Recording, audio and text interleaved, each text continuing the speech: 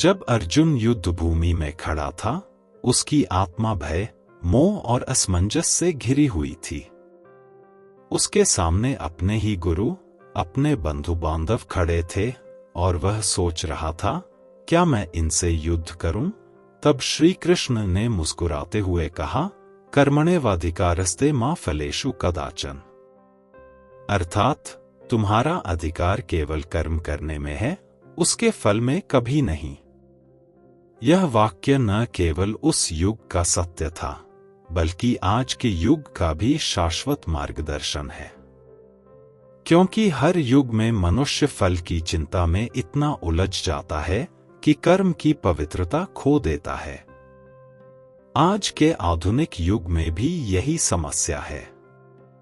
लोग परिणाम के पीछे भाग रहे हैं। पैसा, प्रसिद्धि, सफलता, लाइक्स और सराहना पाने की दौड़ में अपने कर्म की आत्मा को भूल चुके हैं।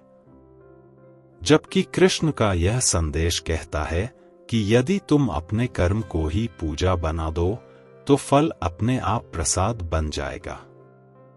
कर्म का गूढ़ अर्थ। कर्म का अर्थ केवल काम करना नहीं है, बल्कि कर्तव्य को निष्ठा और समर्पण से निभाना है। कृष्ण ने कर्म को धर्म के रूप में परिभाषित किया, यानी वह कार्य जो तुम्हारे आत्मिक स्तर पर सही है, जो दूसरों के कल्याण में है और जो तुम्हें भीतर से शुद्ध करता है।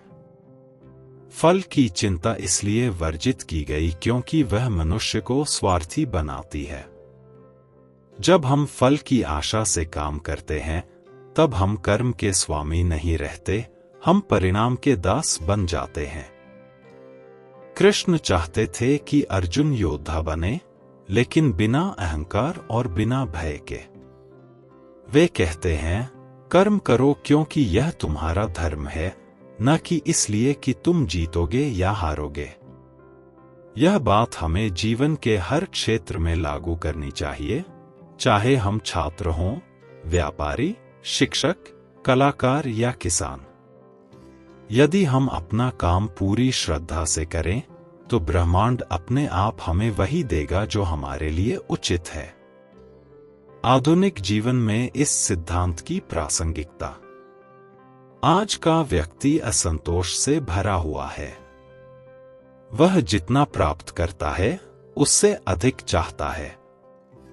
यदि उसे नौकरी मिलती है, तो प्रमोशन की चिंता, यदि प्रमोशन मिलता है, तो सैलरी बढ़ती है, तो दूसरों से तुलना शुरू हो जाती है। फल की यह चिंता धीरे धीरे मनुष्य को चिंता, तनाव और अवसाद की ओर ले जाती है। कृष्ण कहते हैं, फल की चिंता छोड़ दो और देखो कि जीवन कितना सरल और आनंदमय हो जाता है। उदाहरण के लिए, मान लीजिए एक किसान बीज बोता है। वह यह सोचकर नहीं बोता कि कल ही फल आ जाएगा। वह मिट्टी जोतता है, पानी देता है, धैर्य रखता है। कभी बारिश होती है, कभी सूखा, लेकिन उसका कर्म जारी रहता है। अंततः जब समय आता है, तो प्रकृति उसे उसका उचित फल देती है। यदि वह फल की चिंता में ही डूब जाए, तो वह शायद बोएगा ही नहीं। वैसे ही एक विद्यार्थी को भी यह नहीं सोचना चाहिए कि परीक्षा में कितना नंबर आएगा, बल्कि उसे यह देखना चाहिए कि उसने कितना सीखा, कितना समझा और कितना निखरा। जब वह सीखने पर ध्यान देगा, तो अंक अपने आप अच्छे आएंगे।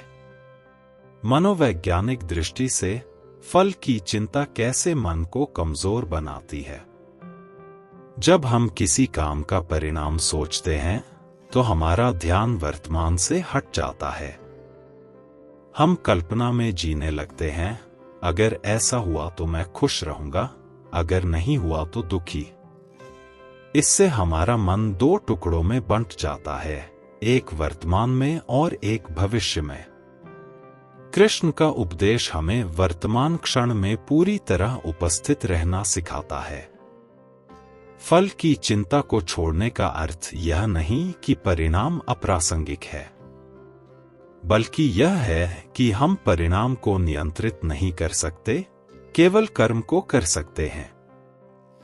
यह मनोवैज्ञानिक दृष्टि से लेट गो की सबसे सशक्त शिक्षा है, क्योंकि जब हम हर चीज को नियंत्रित करने की कोशिश करते हैं तो तनाव जन्म लेता है। लेकिन जब हम उसे छोड़ देते हैं और केवल अपना सर्वश्रेष्ठ देते हैं, तब मन शांत रहता है और परिणाम भी बेहतर आता है। कर्मयोग का रहस्य। कृष्ण ने गीता में कर्मयोग की स्थापना की। योग कर्मसु कौशलम, अर्थात योग का अर्थ है कर्म में कुशलता। इसका मतलब यह नहीं कि केवल शारीरिक रूप से कुशल बनो, बल्कि मानसिक रूप से संतुलित रहो। कर्मयोगी वह है जो कर्म में आनंद ढूंढता है, जिसे काम बोझ नहीं बल्कि उपासना लगता है। जब कर्म पूजा बन जाए तो फल अपने आप मिल जाता है। जैसे एक दीपक को जलाने के लिए आप केवल बाती और तेल तैयार करते हैं, प्रकाश अपने आप उत्पन्न हो जाता है। वैसे ही जब हम निस्वार्थ भाव से कर्म करते हैं तो सफलता अपने आप आती है। कहानी, एक माली और उसका बाग। एक बार एक माली था जो रोज बाग में पौधों को पानी देता था। वह हर सुबह सूरज उगने से पहले उठता, मिट्टी में अपने हाथ गंदे करता, पौधों से बातें करता और उन्हें प्रेम से सींचता। गांव के लोग हंसते थे, अरे तू इतना मेहनत क्यों करता है, तू तो बस एक माली है। लेकिन वह माली मुस्कुराकर कहता, मैं माली नहीं, भगवान का सेवक हूं। यह बाग मेरा मंदिर है। सालों बाद वही बाग पूरे गांव की शान बन गया। लोग दूर दूर से उसके फूलों को देखने आते। एक दिन किसी ने पूछा, तुम्हें क्या मिला इस मेहनत का फल? माली बोला, शांति, संतोष और यह जानने का सुख कि मैंने अपना कर्म ईमानदारी से किया। यही है गीता का सार। जब हम कर्म को प्रेम और भक्ति से करते हैं तो फल की परवाह किए बिना भी जीवन सुंदर बन जाता है। निष्कर्ष, कर्म ही पूजा है। कृष्ण का यह उपदेश हमें सिखाता है कि जीवन परिणामों की नहीं, कर्मों की यात्रा है। फल क्षणिक है, लेकिन कर्म शाश्वत। यदि तुम हर कार्य को भक्ति समझकर करो, चाहे वह बड़ा हो या छोटा, तो तुम अपने भीतर एक दिव्य शक्ति को जागृत करते हो। आज के युग में यह सिद्धांत पहले से भी अधिक महत्वपूर्ण है, क्योंकि हम सब परिणाम की दौड़ में उलझकर वर्तमान को खो रहे हैं। कृष्ण कहते हैं, जो वर्तमान में कर्मरत है वही सच्चा योगी है। जब तुम बिना भय, बिना मोह और बिना फल की आसक्ति के कर्म करते हो, तो तुम्हारे कर्म में दिव्यता उतर आती है। तब सफलता और असफलता दोनों समान लगते हैं। तब जीवन केवल जीने की नहीं, जीवन को सार्थक बनाने की साधना बन जाता है। जब हम जीवन की राह पर चलते हैं तो हर कदम पर हमारे सामने दो रास्ते आते हैं, एक कर्म का और दूसरा परिणाम की चिंता का। यही वह क्षण होता है जहां श्री कृष्ण का शाश्वत संदेश हमारे कानों में गूंजता है, कर्मण्येवाधिकारस्ते मा फलेषु कदाचन, अर्थात तेरा अधिकार केवल कर्म करने में है, फल में कभी नहीं। यह वाक्य केवल धर्म ग्रंथ का श्लोक नहीं, बल्कि जीवन का सबसे गहरा विज्ञान है।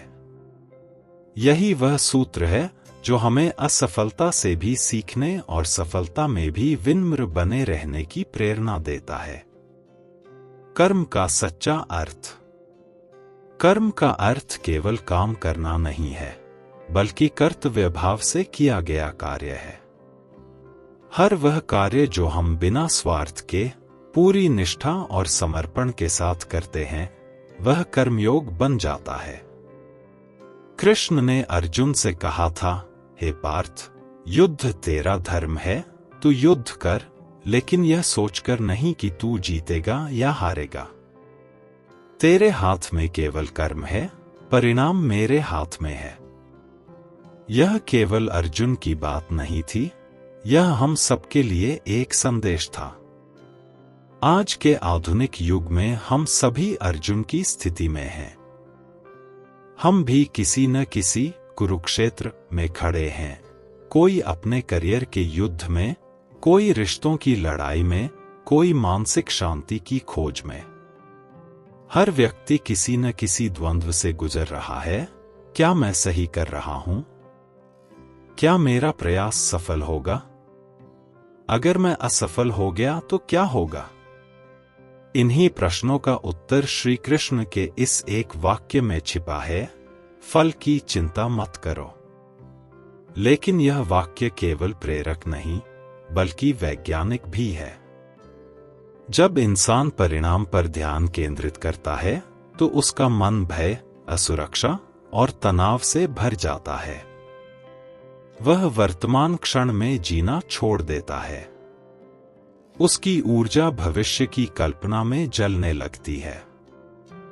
पर जब वह केवल कर्म पर ध्यान देता है, जब वह अपना 100% वर्तमान में लगाता है, तब उसका मन शांत होता है और परिणाम अपने आप श्रेष्ठ बन जाते हैं।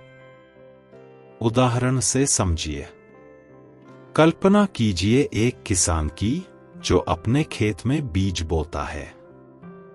वह बीज बोते समय सोचता है, मैंने अपना काम कर दिया, अब बारिश होगी या नहीं, यह ईश्वर जाने।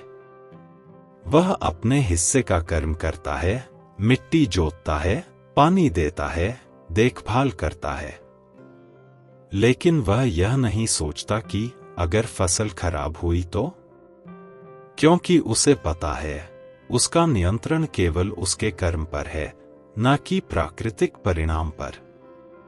यदि वह फल की चिंता में जलता रहे, तो बीज भी नहीं बो पाएगा। वही किसान जब संतुलन से कर्म करता है, तब उसकी आत्मा शांत रहती है। वही कर्मयोग है। इसी तरह एक विद्यार्थी परीक्षा से पहले यदि यह सोचे कि अगर मैं फेल हो गया तो वह पढ़ नहीं पाएगा।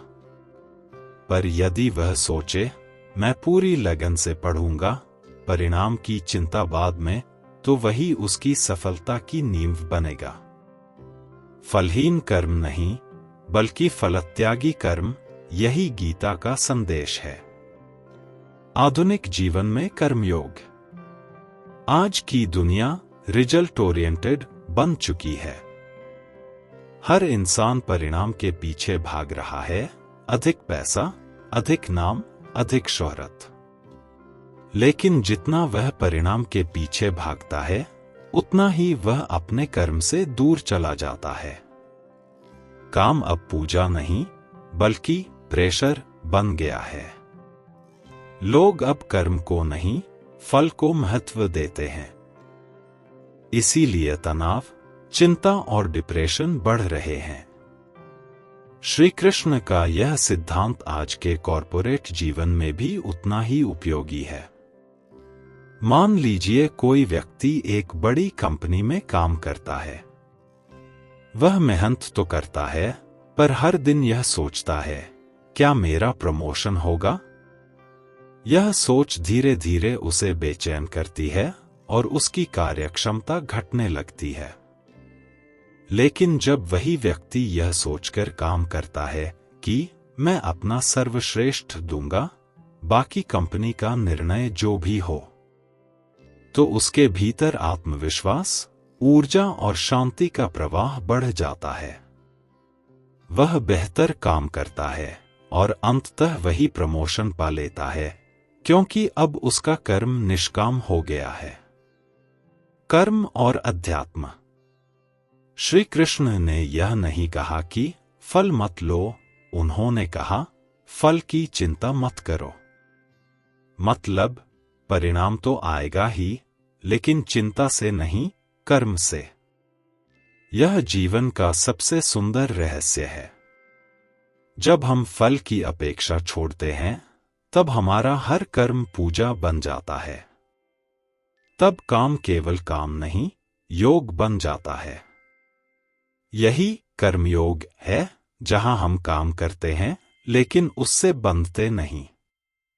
भगवान कृष्ण कहते हैं, जो मनुष्य निष्काम होकर कर्म करता है, वही मुझे प्रिय है, क्योंकि ऐसा व्यक्ति अहंकार से मुक्त होता है। वह यह नहीं सोचता कि मैंने यह किया, वह जानता है कि मुझसे यह करवाया गया। वह अपने कर्म को भगवान को समर्पित कर देता है। यह समर्पण ही सच्ची मुक्ति है। कर्म और सफलता का संबंध। यह बात जितनी आध्यात्मिक है, उतनी ही व्यावहारिक भी। जब हम फल की चिंता करते हैं, तो हमारा ध्यान बिखर जाता है। हम अपने लक्ष्य पर केंद्रित नहीं रह पाते। उदाहरण के लिए, कोई एथलीट यदि दौड़ते समय यह सोचे कि मैं हार गया तो क्या होगा, तो उसका शरीर खुद रुकावट महसूस करेगा। लेकिन जो केवल दौड़ पर केंद्रित रहता है, वही जीतता है, क्योंकि उसका ध्यान केवल कर्म पर होता है, परिणाम पर नहीं। इसीलिए श्री कृष्ण ने कहा, तू केवल कर्म कर, क्योंकि कर्म ही तेरी पहचान है। जो व्यक्ति अपने कर्म से प्रेम करता है, वह कभी असफल नहीं होता, क्योंकि असफलता केवल उस व्यक्ति के लिए होती है जो परिणाम से जुड़ा है। कर्मयोगी के लिए हर अनुभव सफलता है। कर्म का मनोवैज्ञानिक रहस्य। कर्मयोग का सबसे सुंदर पहलू यह है कि यह मानसिक स्वतंत्रता देता है, क्योंकि जब हम फल की चिंता छोड़ देते, जब कुरुक्षेत्र के मैदान में अर्जुन अपने प्रियजनों को देखकर भयभीत हुआ, उसके हाथ कांपने लगे और उसने गांडीव धनुष नीचे रख दिया, तब श्री कृष्ण ने जो कहा वह केवल उसे युद्ध के लिए नहीं, बल्कि समस्त मानवता के लिए था। उन्होंने कहा, न जायते म्रियते व कदाचित नायम भूत्वा भविता व न भूयः अजो नित्यः शाश्वतोयम पुराणो न हन्यते हन्यमाने शरीरे। अर्थात आत्मा न कभी जन्म लेती है, न कभी मरती है। वह नित्य, शाश्वत और अविनाशी है। शरीर के नष्ट हो जाने पर भी वह नहीं नष्ट होती। यह वाक्य केवल दर्शन नहीं, यह जीवन के सभी भय, दुख और अस्थिरता का समाधान है। श्री कृष्ण ने कहा कि जो कुछ भी जन्म लेता है, वह अवश्य नष्ट होगा, परंतु आत्मा, जो इस शरीर के भीतर की चेतना है, वह सदा बनी रहती है। मनुष्य की सबसे बड़ी भूल यह है कि वह अपने शरीर, विचारों, भावनाओं और अनुभवों को ही मैं समझ लेता है। लेकिन श्री कृष्ण सिखाते हैं कि यह मैं नहीं, यह तो अस्थाई आवरण है। सच्चा मैं वह आत्मा है जो इन सब का साक्षी है। जीवन के सबसे बड़े संकट का कारण यही भूल है, मैं यह शरीर हूं। जब तक यह भ्रांति रहती है, तब तक भय बना रहता है, मृत्यु का, अपमान का, हानि का। पर जब यह अनुभूति होती है कि मैं शरीर नहीं, आत्मा हूं, तो भय मिट जाता है, क्योंकि आत्मा का नाश नहीं हो सकता। शरीर बदलते हैं जैसे हम वस्त्र बदलते हैं। श्री कृष्ण कहते हैं, वासंसी जीर्णानि यथा विहाय नवानि गृह्णाति नरोप्राणे तथा शरीराणि विहाय जीर्णान्यन्यानि संयाति नवानि देहि। अर्थात जैसे मनुष्य पुराने वस्त्र त्याग कर नए पहनता है, वैसे ही आत्मा पुराने शरीर को त्याग कर नया धारण करती है। कितना गहरा संदेश है यह। हम रोज अपने कपड़े बदलते हैं, फिर भी मैं वही रहता हूं। तो जब शरीर बदलता है, चाहे वह जन्म में हो या मृत्यु में, तब भी मैं नहीं बदलता। यह मैं जो बदलता नहीं, वही आत्मा है, वही चेतना है, वही ईश्वर का अंश है। आधुनिक विज्ञान भी अब इस सत्य के निकट पहुंच रहा है। क्वांटम भौतिकी कहती है कि ऊर्जा कभी नष्ट नहीं होती, वह केवल रूप बदलती है। श्री कृष्ण ने हजारों वर्ष पहले यह सत्य कहा था, आत्मा ऊर्जा नहीं, बल्कि उस ऊर्जा का मूल स्रोत है। जब मनुष्य यह जान लेता है कि वह शरीर नहीं, आत्मा है, तब उसका दृष्टिकोण बदल जाता है। वह अब दुख या असफलता को अंत नहीं मानता, बल्कि अनुभव का एक अध्याय समझता है। आत्म साक्षात्कार का अर्थ यह नहीं कि हम संसार से भाग जाएं, बल्कि इसका अर्थ है कि हम संसार में रहते हुए भी यह समझें कि जो कुछ भी हम अनुभव कर रहे हैं, वह अस्थायी है। जिस तरह समुद्र की लहरें उठती हैं और गिरती हैं, परंतु समुद्र वही रहता है, उसी तरह सुख दुख आते जाते हैं, परंतु आत्मा सदा समान रहती है। कृष्ण ने अर्जुन को यही दृष्टि दी, तू यह शरीर नहीं है जो घायल होगा या मरेगा। तू वह आत्मा है जो किसी को मारती नहीं, किसी से मारी नहीं जाती। इस समझ के बाद अर्जुन का भय मिट गया। वह जान गया कि युद्ध केवल बाहरी नहीं, बल्कि आंतरिक भी है। अहंकार और आत्मा का युद्ध, मोह और विवेक का युद्ध। आत्म साक्षात्कार मनुष्य को उसके सच्चे स्वरूप से जोड़ता है। जब वह जान लेता है कि वह शाश्वत है, तब उसके भीतर करुणा, धैर्य और निर्भयता जन्म लेती है। क्योंकि जो स्वयं को आत्मा के रूप में देखता है, वह दूसरों में भी वही आत्मा देखता है। तब भेद मिट जाता है, मैं और तू के बीच का अंतर समाप्त हो जाता है। यही वह स्थिति है जहां सच्चा प्रेम, सच्ची भक्ति और सच्ची शांति उत्पन्न होती है। आधुनिक जीवन में यह ज्ञान और भी आवश्यक हो गया है। आज लोग बाहरी रूप, पद, पैसा और प्रसिद्धि से अपनी पहचान बनाते हैं। लेकिन जब ये सब छिन जाते हैं, तो व्यक्ति टूट जाता है, क्योंकि उसने अपना स्व इन्हीं अस्थायी चीजों से बांध रखा था। कृष्ण का यह ज्ञान कहता है, अपने भीतर देखो, तुम्हारा वास्तविक अस्तित्व तुम्हारे बाहर की चीजों से नहीं, तुम्हारी आत्मा से जुड़ा है। जो व्यक्ति यह जान लेता है, उसे कोई परिस्थिति हिला नहीं सकती। आत्म साक्षात्कार की यात्रा ध्यान से शुरू होती है।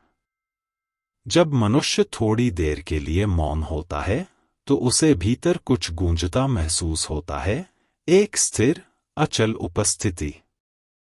वही आत्मा है।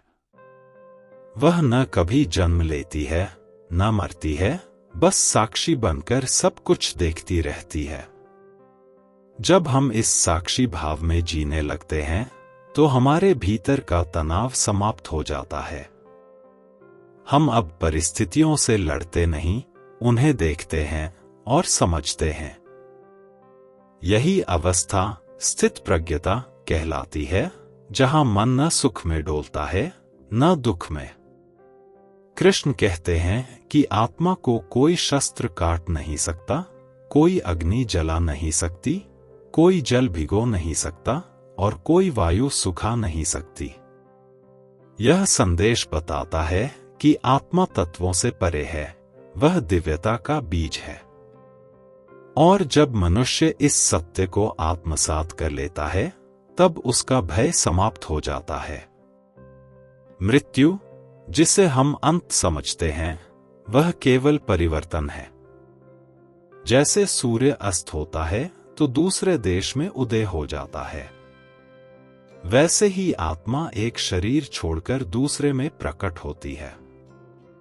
इसलिए कृष्ण ने कहा, ज्ञानी व्यक्ति मृत्यु से नहीं डरता, क्योंकि वह जानता है कि आत्मा केवल घर बदल रही है। आधुनिक जीवन में भी यदि हम इस दृष्टिकोण को अपनाएं, तो हर दुख, हर हानि, हर विदाई को हम सहज स्वीकार कर पाएंगे।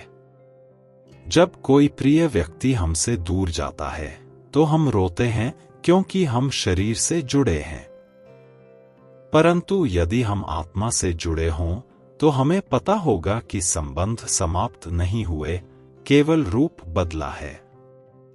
यही दृष्टि दुख को शांति में बदल देती है।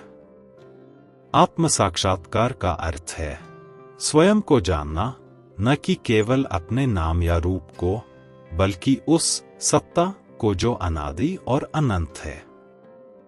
यह समझ तुम्हें दूसरों के प्रति भी करुणा सिखाती है, क्योंकि जब तुम जान लेते हो कि वही आत्मा सब में है, तो तुम्हें किसी से द्वेष नहीं हो सकता। तुम हर व्यक्ति में ईश्वर को देखोगे, यही सच्ची अध्यात्म है। कृष्ण का यह दूसरा ज्ञान हमें यह सिखाता है कि सच्चा सुख, सच्ची शांति, सच्ची मुक्ति बाहर नहीं, भीतर है। जब तुम अपनी